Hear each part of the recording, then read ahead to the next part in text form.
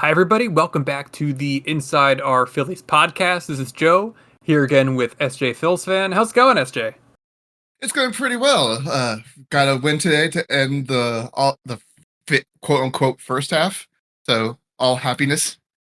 Yeah, they salvaged the series. They finish up the West Coast swing going 2-4. They took a loss on Friday, 4-2. They lost on Saturday, 5-4, and then they won today, salvaging the series, 2-1 win in a game that Christopher Sanchez looked quite dominant in. But let's go back to the first couple games where we had a couple of starters that looked all right, but not great. Ranger Suarez was fine.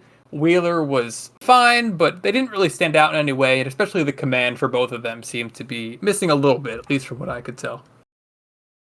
Yeah, Wheeler was definitely just erratic yesterday. He threw a lot of pitches. We were lucky we got 6 out of him. But yeah, I told you I wanted him out of there after the fourth inning. He didn't have it. Yeah, you could tell pretty early on, and I feel like with Wheeler, that's something that you see often. I was surprised with how much they pushed the starters.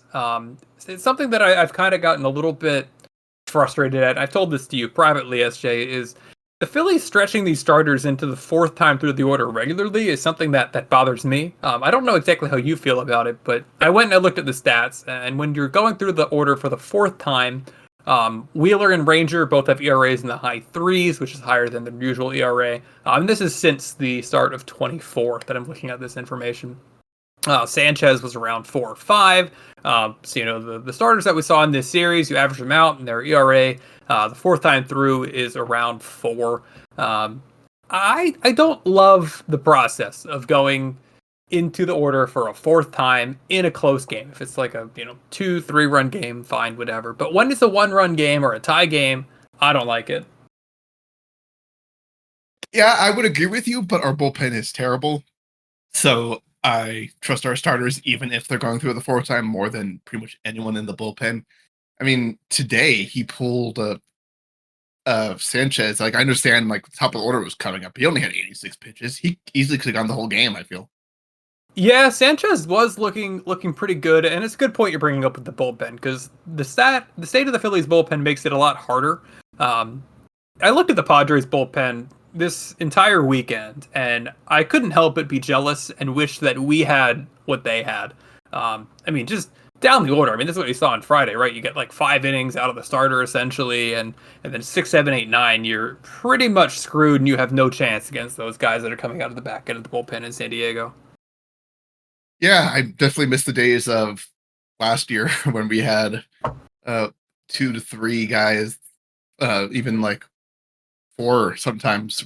We feel comfortable going out there with a couple run lead, go from the 6th inning on.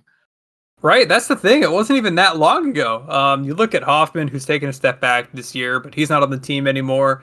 Estevez isn't on the team anymore, obviously. Strom took a step back, and it was a pretty dicey inning today. I thought that ball was going to drop, and Kirkering's taking a step back. Alvarado suspended, and there's just not really an answer that I see, at least without the trade deadline. Yeah, and there's reports coming today that we're interested in not only Griffin Jacks, which you called out, but Yohan Duran also. So if we could get both of those, that'll be huge. Absolutely. We actually have a listener question about the Twins and then potential trades with them. So I'll jump into that right now, actually. This is from Wheeler's #1 fan on Discord. And he gave us a mock trade and he wants our thoughts on it. It's Byron Buxton and Duran for Painter and Crawford. He said, according to a mock trade he did, he added Duran because it was way too big of a return for just Buxton. And I agree with him that it is too big of a return for just Buxton. But what's your thought on Buxton and Duran for Painter and Crawford? Let me look at Buxton's remaining contract. Okay, Buxton's got 3 more years at $15 million each, so that's not a big deal. But my only question, what's worry, is can he stay healthy? The man has only played over 100 games twice in his career. Giving up Painter and Crawford, I don't know if I could swallow that.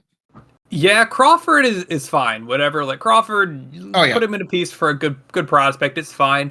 I probably would be looking more at the Tait tier prospect there, maybe like a Rune Escobar plus Abel or something like that. Painter, I'm a little more iffy on. Yeah, if you toss in Abel and Crawford, I would not be upset with that. Yeah, but look, the potential's absolutely there for the Twins to really help the Phillies out with Buxton, with Jax, with Duran. Um, I am all about any combination of those three players as long as you wrap Buxton in bubble wrap until September. Um, but it might take a lot to get some of those guys, but I think that's okay.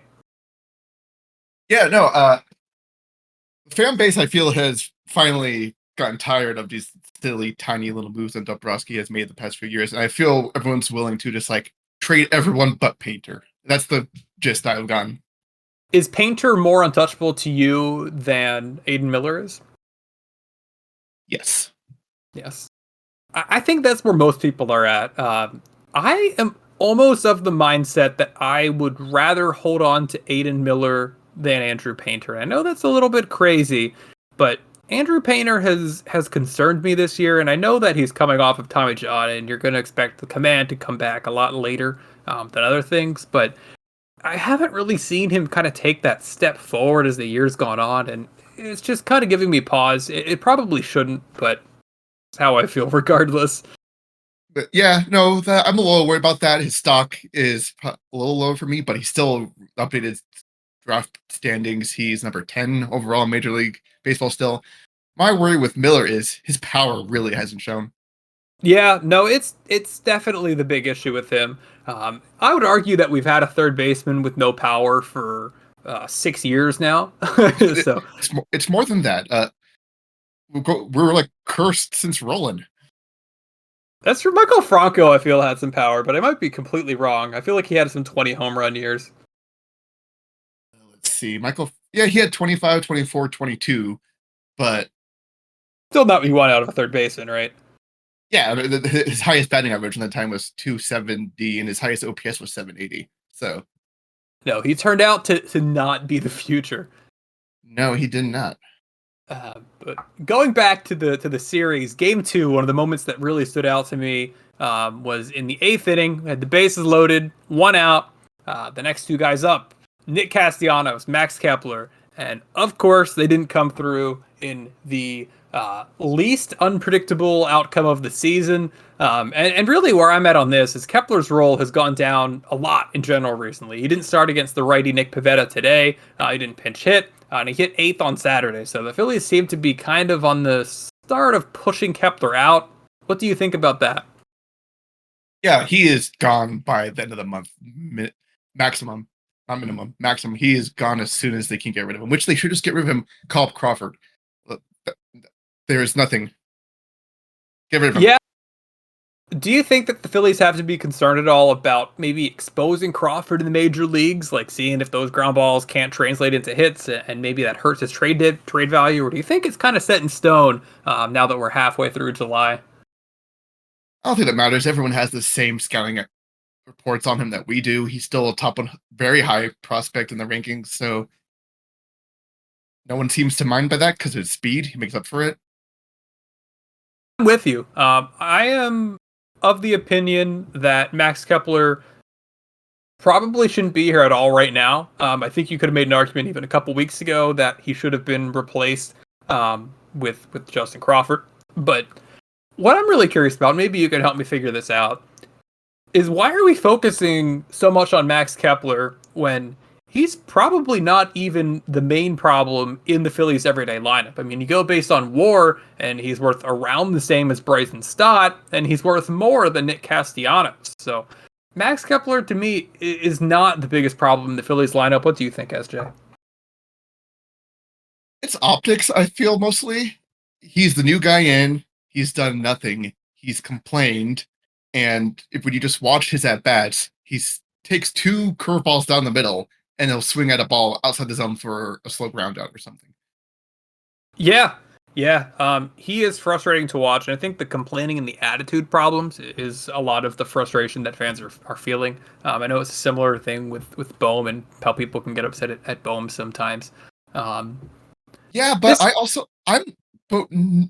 Kepler didn't get booed at all when the next homestand after those comments. I was shocked and disappointed, honestly.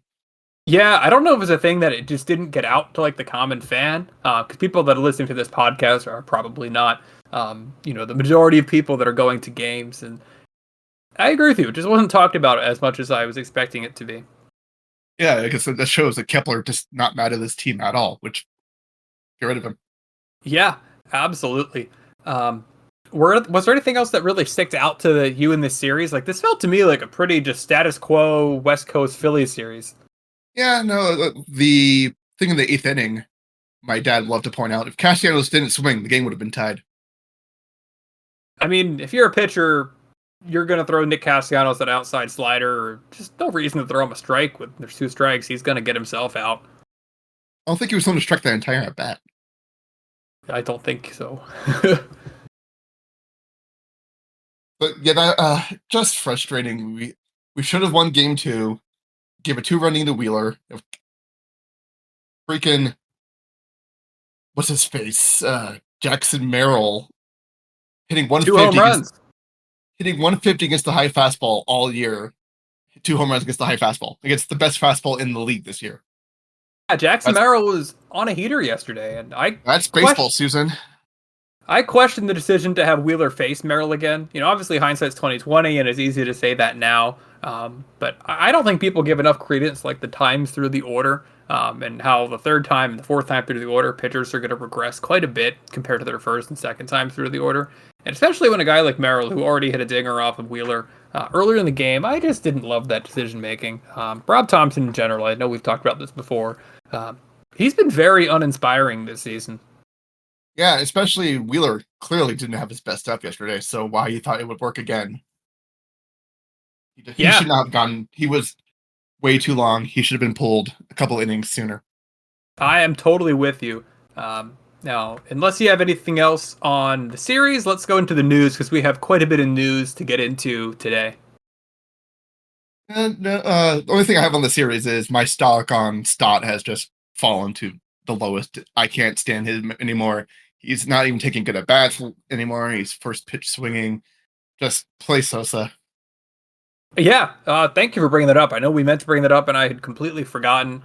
Edmundo Sosa needs more playing time. This guy is good. They gave up on the outfield thing for some reason, even though he's probably more effective in the corner outfield than either of the guys we have there right now. I think he's definitely a better offensive player than Stott, and I think that he might be even better than Bohm. But this team does not like playing Sosa. Yeah, and the only mistake he made in the outfield, that was Rojas' fault. Yeah, absolutely. I remember this was a couple months ago. I was listening to the Phillies Therapy podcast, and on that, Matt Gelb had mentioned that more than anybody else on the Phillies active roster over the last couple of years, they've gotten more trade calls about Edmundo Sosa than anybody else. And a lot of that is because these other teams evaluate him and they view him as a starter compared to the Phillies, who think he is more of a bench bat. And my response to that is, like, just start him. If everybody else thinks he's a starter and he's producing, while he's streaky, he's producing consistently, just give him that chance to run with it a little bit. Yeah, can't be worse than what Stott's throwing out there right now. In the other cases, like, what are they offering? If they're offering some decent prospect, why aren't we taking that? Yeah, I mean, I think the Phillies find a lot of value in Sosa, right? Because he can kind of give you that positional versatility in the infield, and I think they were hoping the outfield, even if it didn't work out. He seems like a good clubhouse guy, which I don't know how many of the Phillies have of those kind of guys. And he's really valuable because he's cost controlled. But yeah, I'd be very curious to know what kind of offers they got for Sosa. Yeah, he just needs to walk more. That's my only thing. He doesn't walk enough for when his slumps happen. Yeah, no. When he's in a slump, you really feel it. Like, unlike Rhys Hoskins, when, at least he's grinding out a walk every couple games and getting on base, at least to some extent. Exactly. So let's get to the news. The Phillies made their first-round draft pick just minutes ago with right-handed pitcher Gage Wood out of Arkansas. His scouting grades, this is on a 20 to 80 scale. His fastball grades out at a 70, breaking ball at a 55, slider at a 45, changeup 45, control 55, overall 50. Gage Wood is most known for that no-hitter he pitched in the College World Series. Just one hit by pitch away from being a perfect game. 19 strikeouts in that game. But Gage Wood was originally the closer for Arkansas, the Razorbacks, in 2023, and then continued to hog high leverage relief innings as a sophomore, and scouts look forward to him joining the rotation this spring. But he hurt his shoulder after his second start, and he missed 2 months before coming back for the stretch run of the season. His command, not great coming out of his return, but he had that no-hitter in the College World Series. And he was projected to be a middle first-round pick, with MLB Pipeline having him at the 23rd pick. So what are your thoughts on Gage Wood? The first thing I texted my dad was, "Great, a college pitcher with shoulder issues." Because he also had shoulder issues apparently in high school. So he has great stuff. I feel he'll probably be better as a reliever. Maybe they might do a Chris Sale type of situation, bring him up right away this year to throw him in the minors real quick, have him help us to the bullpen down the stretch. That could be interesting. But I was really hoping for a one of the college catchers, which would open up Tate immediately for a trade. Yeah, no, I don't think that's a bad idea. But overall, we've talked about this before, and the Phillies' lack of drafting college players has been a little bit frustrating for both of us over the recent years. And I'm glad that they are choosing to go down this path, because the Phillies are kind of in a point where after Painter, where's the next pitcher that they have coming up? They have good pitching development, but there doesn't really seem to be anybody in the pipeline. And maybe Gage Wood is that guy. I think they just need to decide on if they view him as a starter or as a reliever. Yeah, and I know obviously baseball draft is like a crapshoot compared to every other major sport, but I really would have liked college catcher, because there were a few that were projected to fall to us, and that would have been nice, especially because I would have, like I said, immediately opened up Tait to be traded now, and so we could have maybe made some moves sooner. Right, absolutely. One thing that's interesting, you mentioned how they might be viewing him as a potential major league piece this season. Brandon Finnegan was drafted in the first round in the 2014 draft by the Kansas City Royals, and he was on the Royals postseason roster that year, logged postseason innings for the Royals. So it would not be completely out of line for a mid to late round first round pick to get right into the playoffs that year. And the Phillies bullpen, they need the help. And a guy that in the SEC is averaging 16.5 strikeouts per nine, like, I'm all for that. I would be interested in potentially going down that route. Yeah, and like Sale came up in 2010. He was drafted in 2010. He made 23 innings in 2010, so he pitched a lot that year. But he had a 1.93 ERA. He was a reliever for the first 2 years, actually. So I think Mike Leake was another one of those guys, right? Mike Leake. No, Mike Leake just didn't go to the minors. He was drafted that year and then didn't play in the minors after that, and then started the next season. That's right. And he was pretty okay in that first year too, at a 4.23 RA. Yeah, he was a solid back end starter for his whole career. Yeah. He's one of those guys that opted out in 2020 and then never played again. But Mike Leake had a pretty good career when it's all said and done.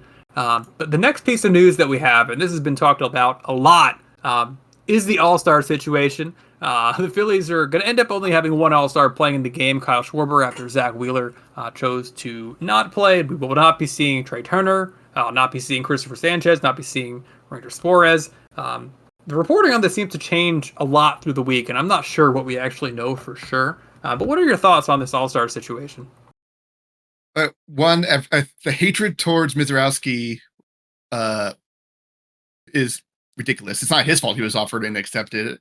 I don't blame him for taking it. No.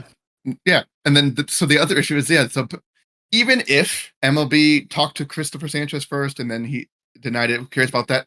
The point is, like, just give him the nod. Like, you have to pitch, like, oh, I'm sorry that he's pitching today while we're in a pennant race. Yeah. But the best thing out of this is the Phillies ownership. Good guy, Greg, just give him the bonus anyway. So, yeah, definitely. This is what we talked about. The All-Star game is basically meaningless these days, with everyone being so protective of, they want the rest, all that, people opting out more than ever before, and the All-Stars being used for like Hall of Fame discussion and MVP votes is just kind of ridiculous at this point, because it's a portion of the season. We really should be using the All MLB team, which the MLB hasn't been advertising enough since they created it. It's only been a couple of years, I believe. But Yeah. that really should be the true all-star use case when you're looking at contract incentives and Arbitration all. even. All-star voting's a big thing goes into arbitration figures. Yeah, Like I know. it's crazy. Well, and the crazy thing is only the position players are fan voting. So it's all kinds of crazy subjective. If you saw this today, but about the Mizralski thing, there were 12 pitchers apparently that declined before they got to Exactly. Mizralski.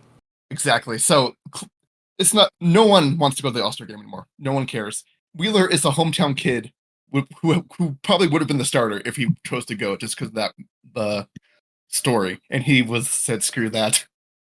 No one cares anymore." Truthfully, and I understand it from Wheeler's perspective. He just had a baby. He's a veteran. He doesn't really need to go to the All-Star game. Oh But yeah, it's I don't care. disappointing. It's But to me, it's the one day for the fans, and it's still special to see all these players share a field together. MLB's All-Star Game is really the one that you could say is best on best, because you can't half-ass baseball in the way that you could half-ass basketball or football or hockey. And it's just, I think that era is done. I think the era of me caring about the All-Star Game is done. yeah, but it should be more for the young fans to get more into baseball. When I was a kid, I loved watching the All-Star game. Like, I don't care about the home run derby anymore, but when I was in high school and I watched Josh Hamilton hit his home run derby, that was amazing. Yeah, I mean the All-Star Game, I remember it being a special thing. I would, get like a special dinner for the All-Star Game when I was a kid every single year, and I would look forward to it so much. And obviously when you get older, things aren't going to be as exciting, but how can a kid nowadays get excited to see essentially like the third team All-Star team take the field? Yeah, they really can't. And it's also just the way how things have changed. Back when the All-Star game started, the leagues were very separate. They were distinctly two different like companies, if you want to make it in like layman's terms. I mean, they literally Uh, were. They had yeah, like their own separate yeah, organization. they had own umpires, own strike zone. There was no interleague play.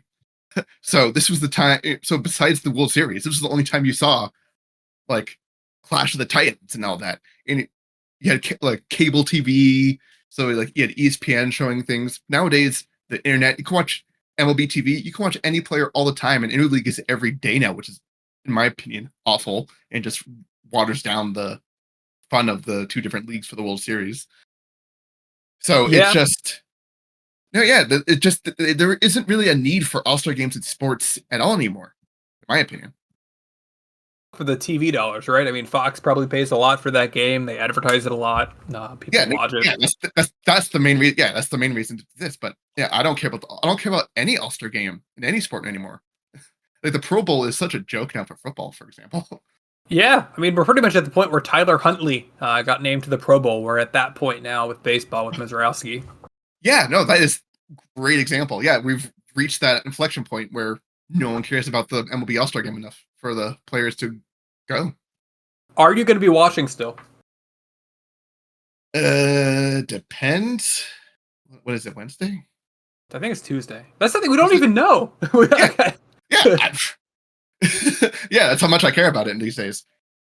My thing is, I usually watch it for the Phillies players.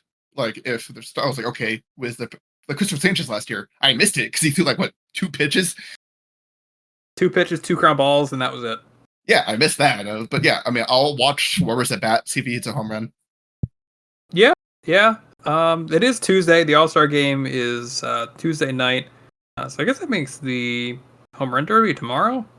Yeah, and talk about lack of like star power in that. That is like be like the lamest home run derby roster possible. Who even is it? I saw some as they were coming in, but I think Yeah, I missed some of them. okay, look, yeah, here we go. We got this is just ranked from 8. There's 8 people. This is from last to first ranked for the win.com or USA Today ranking. So Jazz Chiselhome, Junior Caminero, Matt Olson, Byron Buxton, Brent Rooker, James Wood, O'Neill Cruz, and Cal Riley. So the only ones I'm interested in are Cal Riley, O'Neill Cruz, and James Wood. Yeah, I mean, I like Brent Rooker a lot. Brent Rooker's fun to watch and root for. Yeah, but like O'Neal Cruz, I feel is gonna like swing and a miss on one, and then hit another one 500 feet. Yeah, that's probably accurate. I mean, his tools are ridiculous. Yeah. Cal Riley's just he got the big dumper, and he has 38 home runs. Catch switching and catcher. That's always exciting. But yeah, Is he Matt breaking Olson's Bond's record? nah, nah. He's a catcher. He's gonna wear down. Yeah, I think that's probably true, especially with him being part of the All-Star festivities and everything. Yeah, especially the home run derby, and like there was the whole home run derby curse that was believed for up until like 5 years ago or so. Yeah, no, Like I remember that after Bobby Abreu, I think Ryan Howard's the one that truly broke the curse for everyone because he just went off in the second half. Yeah, no, that's a great call out. And looking forward to the All-Star break. Just wanted to have a little second here to talk about what we're going to do on the podcast for the All-Star break. I'm working on getting a celebrity guest episode over the break. It's more likely than not, I think, that you're going to get one of those and that you will get an episode at some point during the week. I can't promise it, but I am pretty confident that that's going to happen. I know I told you a little bit yesterday about what I'm hoping to have work out there and what I'm working through still. And I now can say that I am going to have a press pass for the Iron Pigs on next Saturday. I'll be making the trip out to Lehigh Valley. I'll be there very early. I'll have like clubhouse access. I'll have player access, all of that cool stuff. So I want to take some questions for the players. So if anybody has anything that they want me to ask any specific player, I will do my best to do that because I'm going to be getting at the ballpark at like 2 p.m. for what's the 6:45 game. So please reach out to me on like our podcast channel on Discord, send me a message on Reddit, and let me know if there's anything that you want me to take care of for you. And like I said, I'll do my best. Oh, also before I forget, I actually know the director of promotions and entertainment for the Iron Pigs. Very cool. Got to be cool to work in minor league baseball. Like it just seems like such an intimate environment, right? You got like, the super baseball fans who are super into minor league festivities, and you got like the families who are just looking for like a cheap way to, go out for a night and all the crazy promotions. Like it's got to be a cool working environment. Oh yeah, low stakes, great.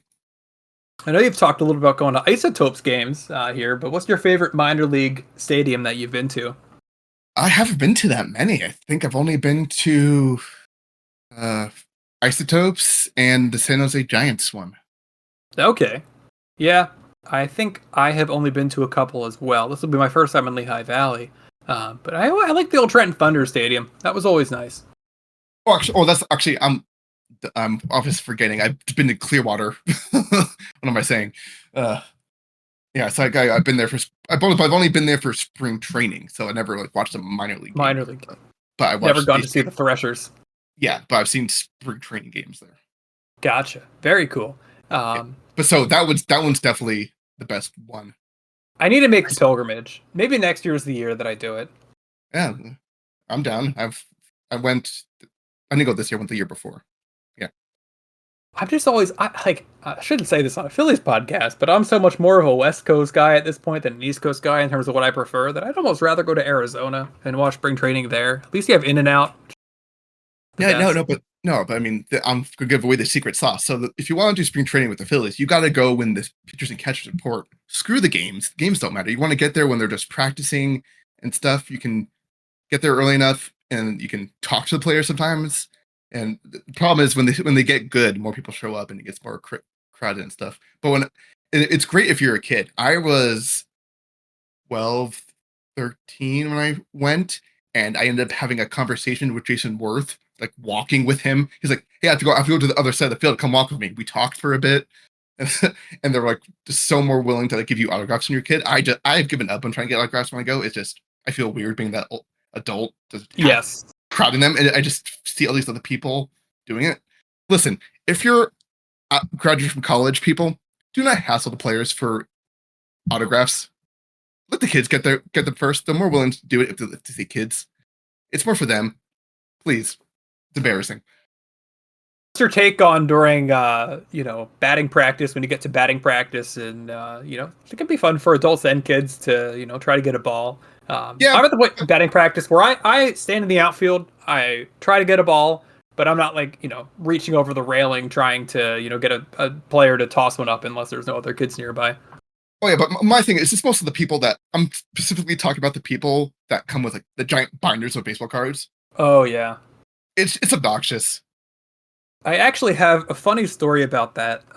When I was younger, I want to say this was in 2009 when the Phillies were in Milwaukee. I went there with my parents and with my sister, and we were staying in the same hotel that the Phillies were, and going to the stadium. I want to say it was the last game of the series. We saw Brad Lidge getting ready to head out. There was like one of those older guys with a binder that went up, and then my sister went up too. And she was, I guess, 6 or 7 years old at the time. And Brad told the guy, the binder, like, get away. I'll sign the little girl's ball, but I'm not signing any of your stuff. And unfortunately, he got the call that he had to actually leave immediately, and he couldn't actually, spend any time with my sister. But goes to show you, like, it's for the kids. Yeah, no, yeah. The players were annoyed by it, so I've seen the reactions. So I'm not just talking out of annoyance myself. But you just reminded me of a very funny Brad Lidge story. This was 2008, so spring training. So we just acquired Brad Lidge in the off season. My dad and I are watching him pitch, and then we see him make a pitch, and then he kind of limps, goes for his knee, and then we post on the old Philly Inquirer forum. We're like, Brad Lidge just left with a knee injury, and was like, "What's your source?" And we're just like, our eyes. And it turned out he tore his meniscus. He was out the first month of 2008. That's crazy. So I had I saw it happen. I was the inside scoop. Wow. What other funny roads? We're going way off topic now, which is fine. I like it. One other funny thing is this was 2010 in Atlanta, and the yearly trip that we made that year was to Atlanta. And my I was with my mom, my dad, and my sister, and we got there early. And Joe Blanton pointed out to my sister and threw a ball to her, but my sister was a couple years younger than me. I didn't really feel confident in her abilities to catch a baseball. So I reached over her body and I caught the ball with my glove. And he gave me the most dirty look. I was, only 10 years old at the time. But I was a tall guy. I looked like I was probably like 15 or 16. And Joe had thought that I stole the ball from my sister, little girl. How could you? How could you, Joe? How could you? Yeah. I remember my mom calling out, and he finally heard, like, they're siblings, it's okay. But it's always funny to look back on. You're Zach Campbell. I gave my sister the ball right after, so it was all good. No. You're on Joe Bland's #1 public enemy list. I just didn't want to get domed by the ball. But one more piece of news that I want to get to today is, according to Bob Nightingale, for whatever that's worth, the Diamondbacks are going to be sellers, and they're going to be looking to trade off Zach Gallen, Merrill Kelly, Josh Naylor, and Eugenio Suarez at this trade deadline. And both of those hitters would be amazing for the Phillies if they have the patience and if they have the flexibility to move Bryce Harper to the outfield. Oh my God. Eugenio Suarez on this team, put him to first base. I'm sure he can stand there. Beautiful. The power from the right side.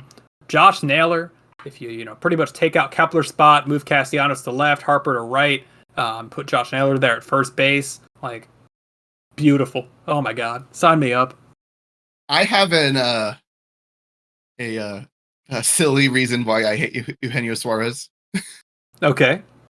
So, 2019 was like the peak of the juice ball era, right? Right. Yeah. Eugenio Suarez hit 49 home runs that year, breaking Schmidt's third base record. It is pretty ridiculous looking back on that era. I mean, no. Mickey Mouse baseball, Schmidt's record was stolen. I think argument. I don't know if I agree with it, because you always have more dead ball periods and periods in which there's a better offensive environment. But that was definitely a little bit egregious in how juiced the balls were and how many guys you had hitting 40 home runs. Imagine Judge back then. Judge would hit 80. Well, Judge did play. But actually, this was peak Judge. This is peak Judge. Over the last couple of years, that wasn't peak Judge. I mean, his rookie year was 2017. He had 52 home runs.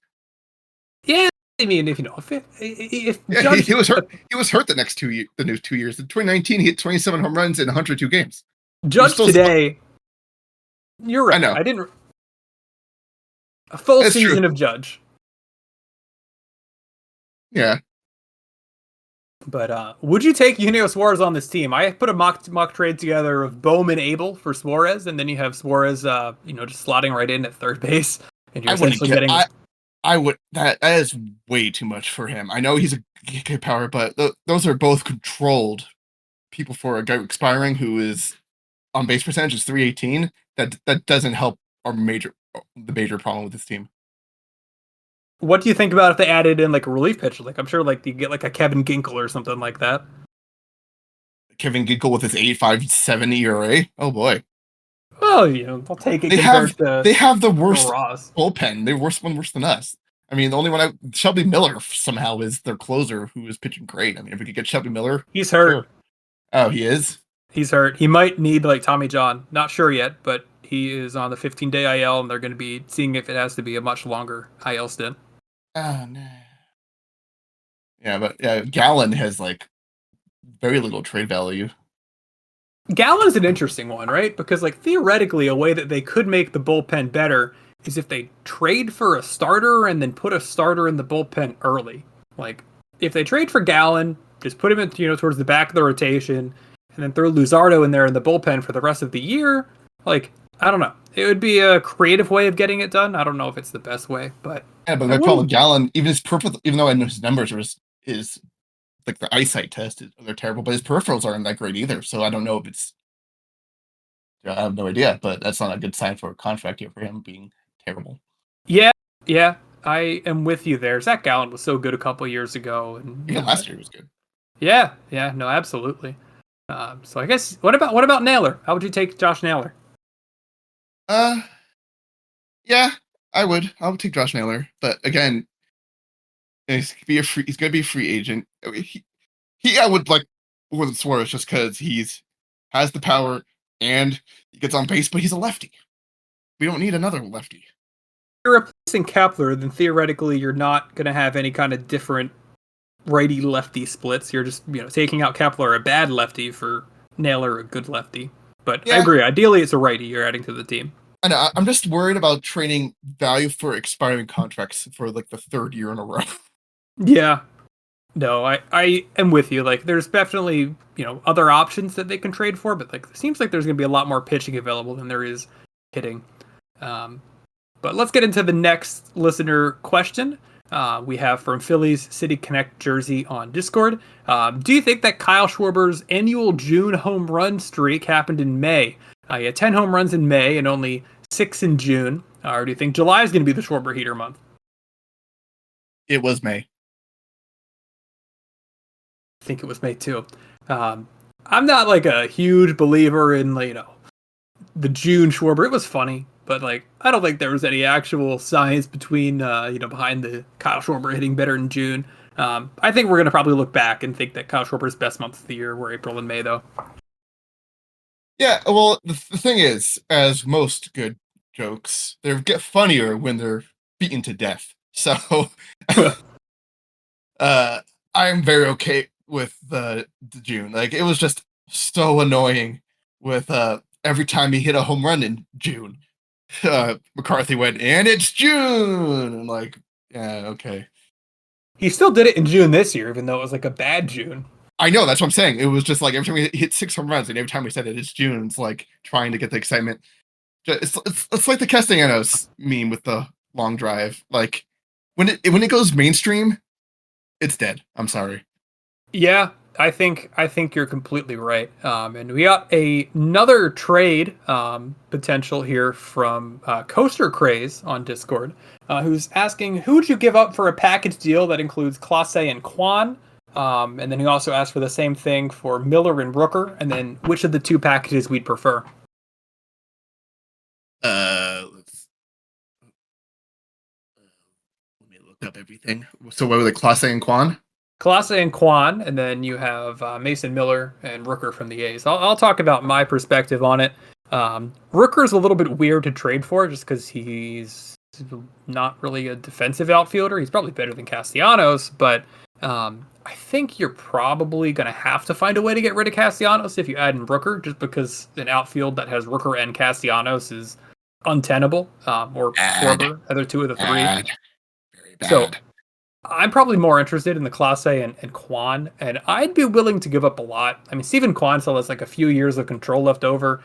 I think that's a deal that I am thinking it's potentially okay to give up a Painter Miller type for. Yeah. I wouldn't be upset if we got Class A and Quan, but it'd be Painter and Tait. Painter Tate Crawford is probably where I was thinking. Yeah.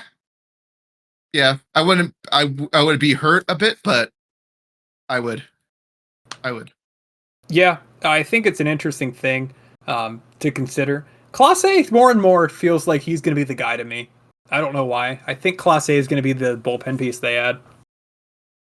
Yeah, and Class A has 3 years of control with two because he has 2 club options, and Quan has I think 3 or 4 years of control. I don't know if he was a Super 2 or not.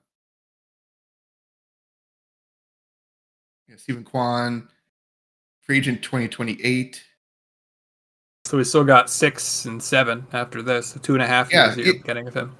Yeah, 2.5 years and 3 years. Yeah, that is something I'll be okay with giving up decent prospects. That's a lot of control, and they're both under 30. What if it took you Painter and Miller? Just those two, Painter, Miller, Clase, Kwan. Do you take that deal? I would want to get like some kind of toolsy prospect back from Cleveland, like a high risk, high reward type of a player. Like their version of Tait almost? Yeah, maybe, yeah. Just I would want to get something that could be for like a minor leaguer.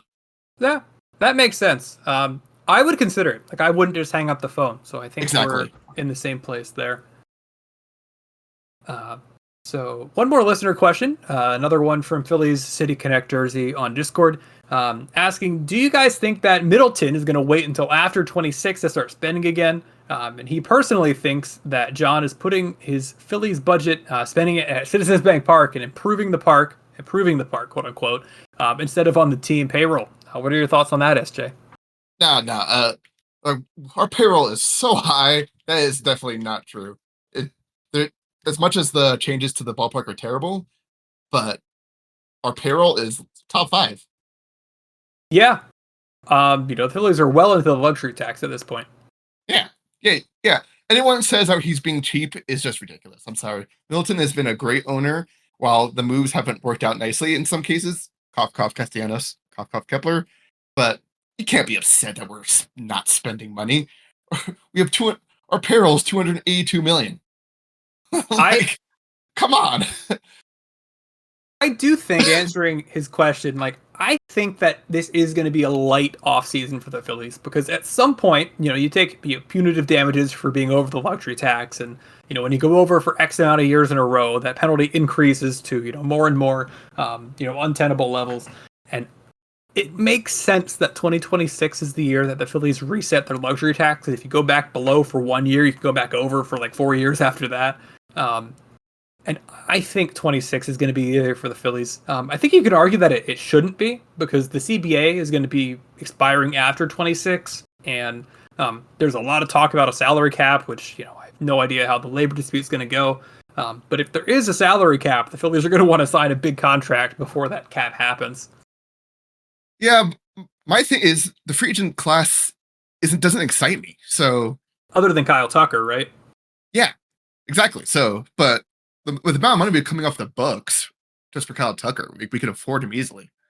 So, our commitments are only 163 of guaranteed for 2026 right now. So plus, you had the arbitration players, so you add in money for the arbitration players, and options they'll pick up on guys like Strom. But you're probably talking around 200-ish that they have committed, when you add in those guys. Yeah. So I feel if we could get Kyle Tucker for a decent, it would cost a lot, but I feel we wouldn't say no to Kyle Tucker. Yeah, I think that if they can find a way to get Tucker, I'd be all for it. But me personally, I just don't really know if I see it happening. Yeah, I agree. Especially, as much as it's just another lefty. We're just all lefties. Yeah, It's definitely something to be concerned about, especially since he'd probably be like the Castellanos or Schwarber replacement, which I guess if it's Schwarber, then, you're replacing a lefty with a lefty, which is okay. I mean, I would definitely replace Schwarber and Castellanos with Tucker because Castellanos is going to be gone after this year. I can guarantee you that they're going to move him. There's no doubt in my mind. Because the contract's going to be a lot easier to move with only 1 year left, right? Exactly. Yeah, you can eat some of that, unless I could eat my own words. He just carries us to the World Series somehow. But he will be gone, is my guess. Yeah. I think I'm with you that I would put it at a 72% chance that Castellanos is no longer a Philly in 2026.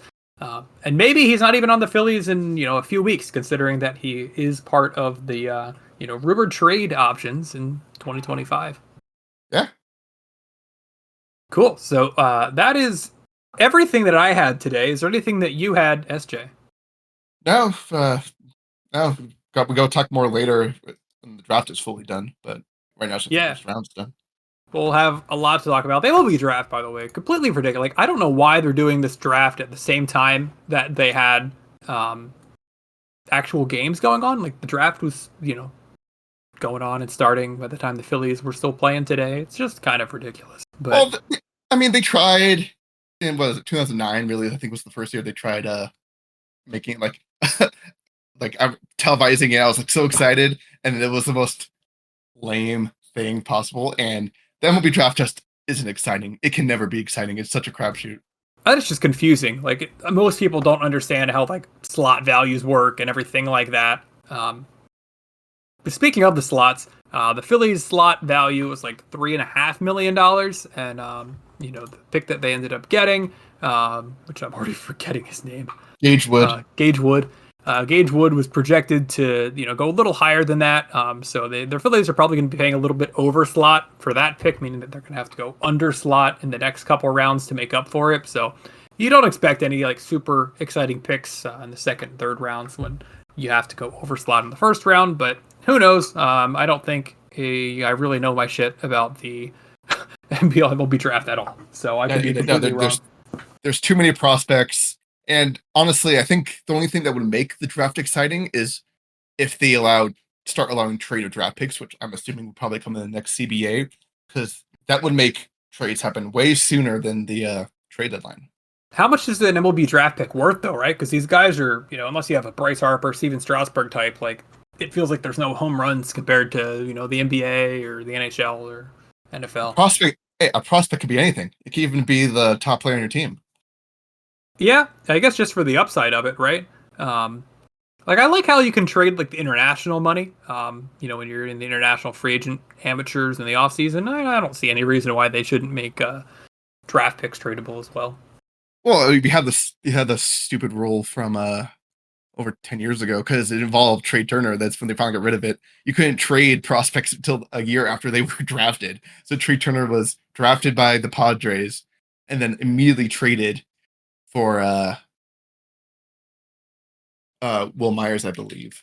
That was a big trade. That was big time. Yeah. But he was a player to be named later for a year.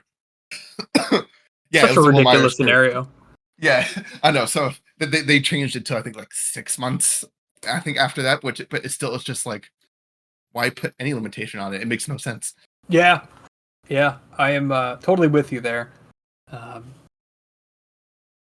Cool. So, do you have anything else that you want to say before we end today's episode, SJ? Well, hopefully the All-Star break fixes the Phillies batting mental. Yeah. Hopefully, they take some time to recharge and watch some film. And maybe we come back and Nick Castellanos isn't going to swing at outside sliders anymore. Yeah. Anyways, thank you everybody for listening. Don't forget to get in your questions for the Lehigh Valley Iron Pigs. I will do my best to get as much answered as I can. And with that being said, I will see you all, hopefully at some point this week. But if not, I will see you after the All-Star break comes to an end. And enjoy it, everybody. I'll see you later. Bye. Love you.